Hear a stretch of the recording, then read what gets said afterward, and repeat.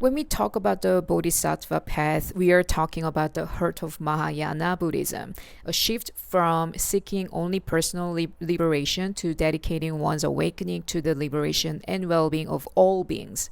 In early Buddhism, the main goal was to become an arahant, one who ends personal suffering and reaches nirvana.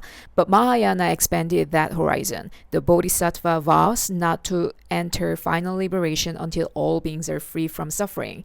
This isn't just poetic compassion, it's a radical statement about human responsibility.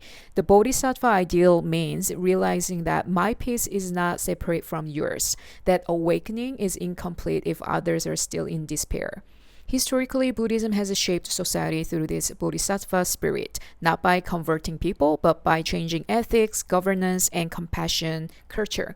For instance, in China, Mahayana thought blended with Confucian ethics, influencing social responsibility, scholarship, and art. In Japan, Zen and Pure Land Buddhism shaped the aesthetics of simplicity, community, and mindfulness that we now see in global culture.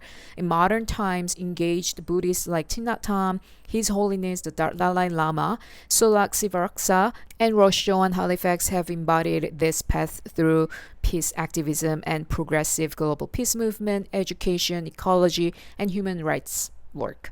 So, yes, Buddhism has deeply impacted the world, not through preaching dogma, but by humanizing systems. Some people worry that social or political engagement contradicts the contemplative path, that monks or practitioners should stay neutral or practice in the peaceful isolation rather than hectic political society. But neutrality is not the same as equanimity. The Buddha never told us to hide from the world. He told us to act from wisdom and compassion, not from anger or greed. That's the difference. Also, practitioners are also human beings, social beings, parts of the socio-political ecological ecosystem. When a bodhisattva engages in social or environmental work, it's not about taking sides. It's about protecting life, dignity, and truth, standing up for humanity, ethics, and values. It's about shaping conditions so that all beings have the chance to practice, to live peacefully, and to thrive. Engagement shouldn't mean attachment to ideology. It means participation rooted in mindfulness and ethics. It's not about being right, it's about doing what reduces suffering in pursuit of greater betterment.